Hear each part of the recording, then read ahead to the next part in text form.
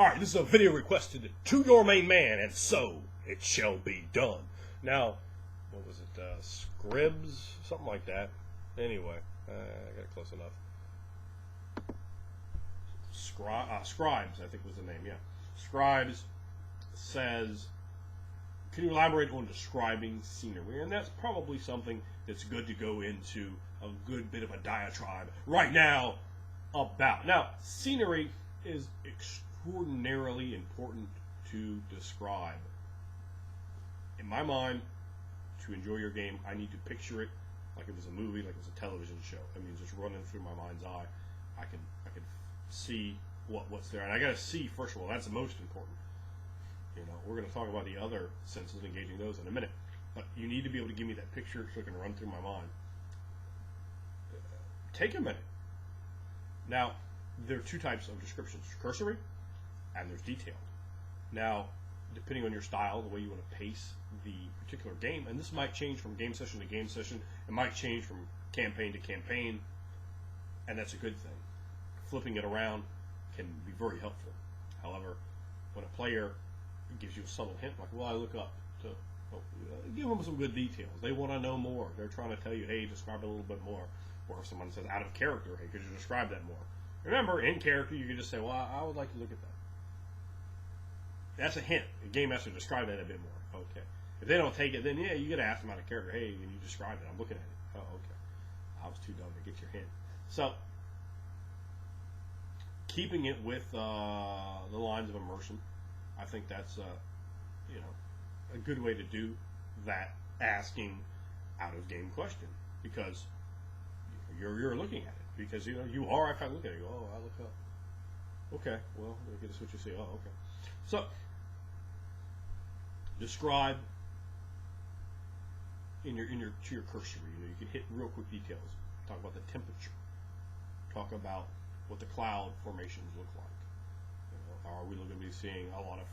It's a clear open sky, or lots of white fluffy clouds, or the gray clouds, or there storm clouds looming on the horizon, or is it in fact raining and you forgot to mention that to them? These things change. Did it rain yesterday? Is it rained 2 days ago? And you can see visible amounts of water on the ground. These can greatly change the way players perceive things. It's like, well, that guy runs off in the woods. Well, we're going to follow him because he's leaving big muddy tracks in the woods right now because it rained 35 minutes ago. Oh, yeah, okay, that's fair. And you should get big bonuses. But if it's like, it's just blowing dust because it's so long since it's rained and so forth, oh, you might, well, it might be maybe it's a little bit more difficult. Or, if it's even so long, it might even become, again, easier because it's cracking all the leaves and everything's just broken under where he's run. So those kind of details can give you back to a mechanical reason to do it. And for those of you out there that don't think doing things just for the mind's eye is enough of a reason, it can affect your modifiers. So, we're describing what's up, right? We describe what's down, describe how the trail looks. Like, oh, there's just a trail. Well, is it tightly packed? Do you see lots of droppings from horses? Do you see lots of horse prints? Is it overrun with weeds? Just how many people are coming up and down the road. You're telling them that by describing these details. If there's they're constantly moving on the way of horse shit and it's tightly packed, there's not a plant that could survive on that trail. Well, yeah, you're probably very well used. You can describe the other people following or coming the other way. Remember, depending on how fast they're moving, you might have people coming from behind pushing past them. And those people, some people might just expect them to get out the way, and that can start some degree of confrontation. Again, confrontation should not always be resolved with, I drop my sword and attack. Take 9 damage! Oh, God! That's called you're a scoundrel at that point. You're waylaying travelers. You are, in fact, an encounter for someone else. So,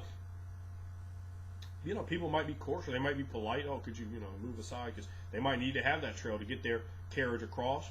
Or they might just be roll big pimping on you and just throw your second level ass to the ground and maybe just put boots on you just because. Why wouldn't they? If someone important is coming by. And those details can be great just to add and interject that detail into the scenery while this, the Duchess happens to be coming by. Well, it's not that you need to go role play with the Duchess. No, she doesn't care about you. But we've brought in the fact that she exists out there. We've established that. We might bring it back later. It might become important. Maybe they'll develop this hatred of her. So you run that old stock. Oh, the princess got kidnapped. We talked about that in the video earlier. video that I did earlier tonight. But, we got it with the Duchess, right? But the players, they hate her. They hate her. So it's not like they're running out to see her. It's like, the Duchess got kidnapped. Yeah! That's awesome. We're so glad she got what she deserved. She is a piece of trash. That's right. It's just like, oh, God. So, it can really be very helpful to bring in those sort of details. But when you're looking around, what do I see? Well, we see trees. There's a big forest here, the dense, thick canopy, and you can see the wind blowing through it, and the branches are swaying ever so slightly. It's the earliest of fall, so a few leaves have hints of orange coming into them. However, the forest is interspersed with oaks that are ancient and tall and thick, maples, and you see over there in the clearing a single weeping willow with the branches pulled down in a fashion that kind of captures your eye for just a moment. It looks almost fey in its the beauty and its angularity of so many dimensions that it creates from its strange vines. When you talk about the evergreens and how they stand out in contrast, as you go past, each day it's elapsing when you see that forest. So these are getting a little bit oranger, a little bit oranger, a little bit oranger. Engage the sound. You hear the sound of something crawling up one of the trees, crawling around it. The sound of birds singing. The feel of the wind against your flesh. So, you want to describe how things feel, how they smell, the fresh droppings of horse on the road, the smell of the evergreen trees, the smell of your beginning to putrefy rations. Maybe you had some fresh fish, and you bring that bit into the scenery and engage in all the senses. When they go up, you can talk about how that tree feels as they're walking through the forest, and the tree branches are smacking them every once in a while, periodically, ripping against them. In the spring to the summer, the smell of raspberries, of honeysuckle. Bring those details in and let that capture the players. Fireflies flying about in the early evening as they're beginning to establish camp. And remember, animals in a fantasy game do not need to be real animals. Man, they can look weird. You can bring those in. And when you start adding that level of detail in, think, boy, like watch one of those old like science fiction documentary kind of gimmicks used to run on the Discovery Channel, like Life in a Billion Years or something. You see all these weird animals. You can interject any of that stuff into your game and really get some mileage out of it. Or just use it as an idea to begin to think. I like to have strange animals and plants, again, that don't exist. So you have this different scenery. We're describing this 19-foot tall fungoid thing that cranes out like this. It's a alabaster white mixed with a slight violet rings that run around it. It's stuck up like that in the top, and you can see it's so pregnant with water that water actually periodically will run down from the very top of it, and the players are thirsty. We get water from that. Is it poisonous? All of a sudden, boom, you've engaged them. That's a detail of interest to those players. So you made it mean something. You can do. They do that with so many different things. I've tried to interject a lot of mundane details for description beyond fantasy to any sort of medieval style game, or at least anything pre-cars, really. So when you're bringing that in and describing the countryside, describe it. Not every land is flat. It might be rolling hills. It might be mountains. It might be valleys and just a different levels. It might be strange geological formations of rock and so forth that are out there. Every mountain isn't going to be in little triangles or all together. It might just be one mountain, or there might just be broken up formations. Go and look at pictures of scenery. Google mountain range, Google plateaus, Google forest, and you're, there's some interesting stuff here. Again, the flatness of the land is very important to scenery. Change it, man. Make it. Oh man, it's so hard to go up this hill. If you've ever been out running, dude, you're going up a hill. Imagine doing that when you've been already marching for 8 hours and you're wearing full plate and carrying 19,000 pounds of equipment. Like, I have 900 dogs. Oh, you ready to get up that hill, brother? That's a constitutional role in itself. So, that can be really helpful to engage. But it just comes down to stop, be patient, think about what's there, and then talk about what's there to the players. It's not hard. It's very, very easy. All you have to do is imagine what's there, and then you begin to describe it. Describe it. You can be very cursory in your descriptions, but including everything. Well, there's let's say to your left. To your left, there's a large forest.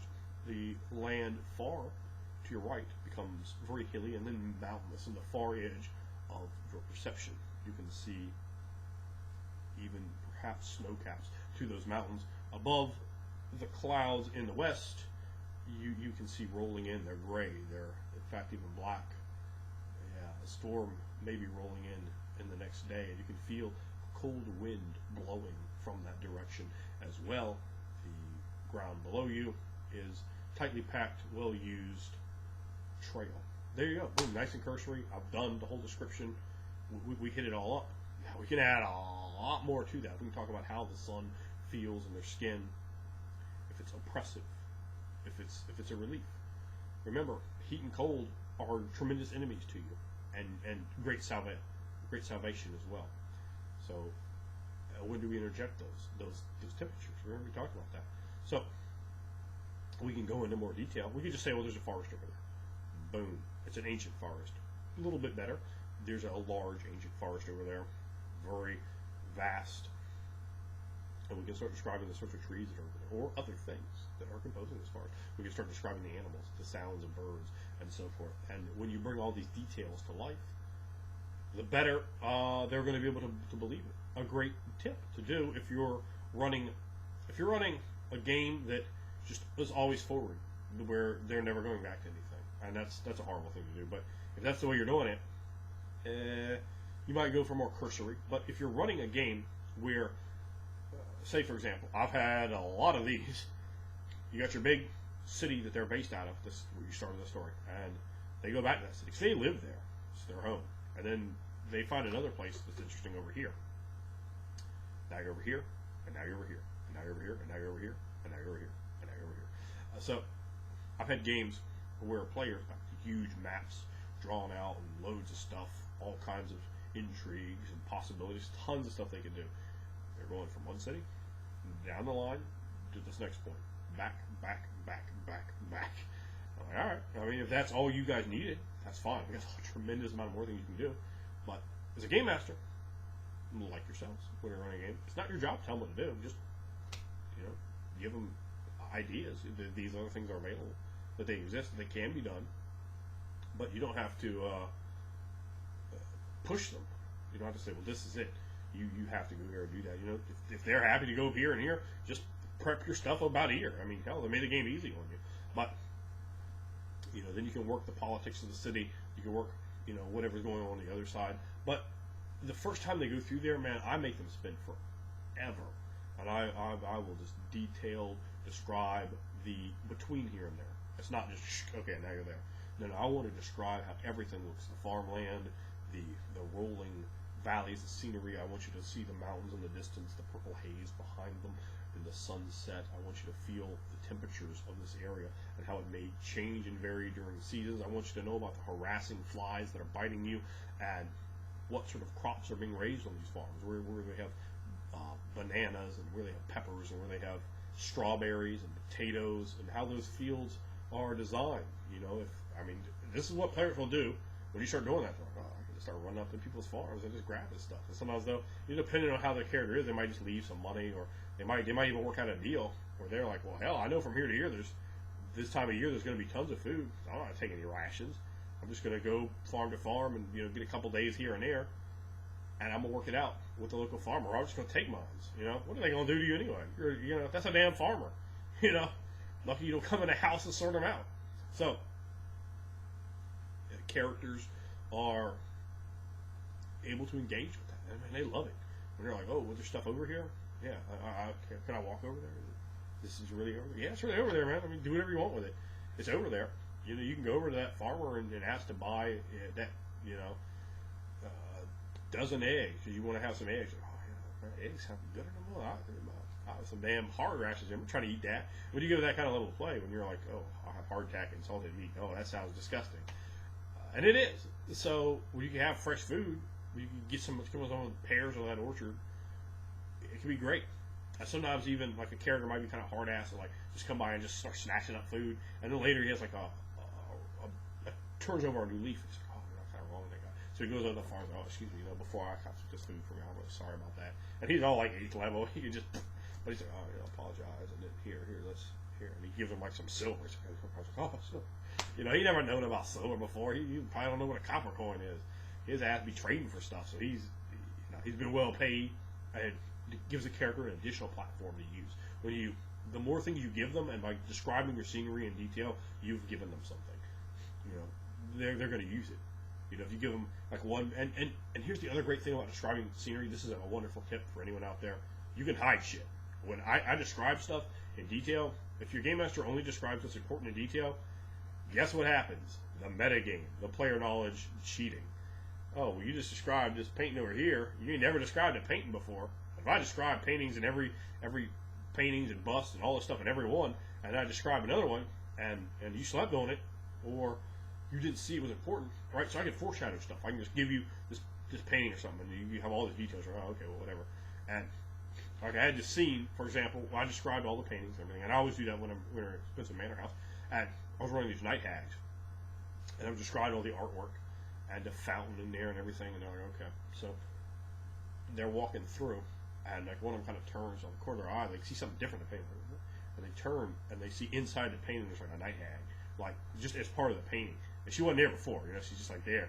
And they turn and look at this like another painting, and like there's a night hag in that, and then they kind of see like the night hag like this, just slowly moving, getting closer, getting larger, being drawn in more detail, and then she's coming out, and then she just burst out of the painting, just like steps completely out of it, and you see like another one coming up out of the water. I talk about how the water cascades down off her, and the candlelight illuminates those dropping beads of water as they come down, or this disgusting, almost trash bag-like clothing that she's wearing, and the long, curled up, vicious, wicked fangs, and the rolled, fat, blubbery goiter of skin she has, and they're just coming out of everywhere, and the players they're just like fucking tripping because they're just coming out of everywhere, about all these paintings and everything. They weren't there to get the players actually at all, but man, how horrifying is that? A night hag is terrifying.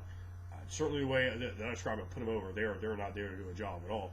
The players are terrified because there's like dozens of them converging on this deal, and it's scary because you're all of a sudden there's a painting. Okay, well, I've described paintings plenty of times, and they come out there. So engage them, engage all 5 senses. Use cursory at times, and then use more detail at times. You got to flip it around. Don't just run one way. Chop. It's all the like one of those little gimmicks in the hospital. It's all down the line. No, make it boop, boop, boop, boop, and just peak and valley and use different techniques. The more you vary it up, the more the players are going to be able to believe it, be able to get with it, be able to enjoy it. And once you get over to them, my players thoroughly believe that I'm envisioning everything they're seeing.